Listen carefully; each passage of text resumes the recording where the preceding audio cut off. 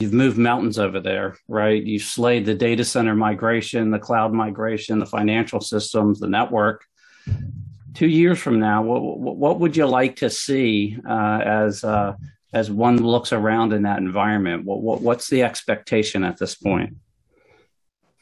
It's a great question, considering 2 years from now, I likely will have moved on from federal service. So I want to look back and say, of course, the situation, the environment I left behind is the foundation is strong, and that's the infrastructure piece. And we'll continue with network modernization, application rationalization, so that we do get to cloud native. Much of the work that I was directly involved in, a lot of it was lift and shift or some basic replatforming, but not necessarily cloud native. So we'll head in that direction and we'll begin to improve. There are agencies within DHS that have done just phenomenal work in cloud native development, and we want to, again, share those best practices and continue that work. But you know, it's people, processes, and technology. So we've got the foundation with the infrastructure. We've got the processes and the organizational structure with things like our Network Operations Security Center, our cybersecurity assessment programs, and our unified cybersecurity maturation model.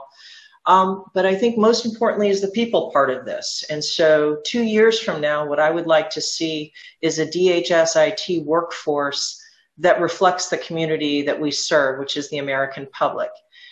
And by reflects that, I mean things like demographics. We have a tremendous DEI initiative going on in the DHS IT community right now. And I'm particularly proud of the efforts that we're putting into our cybersecurity internship program, right? So that we can get at underserved communities and bring in real talent, broaden our pool.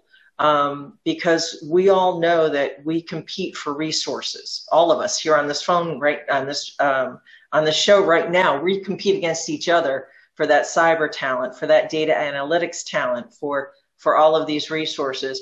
So one of my primary goals before I leave out of DHS is to make sure that we have broadened our applicant pool to the greatest extent possible, and have really shown folks that DHS is a great place to work and you should come join us.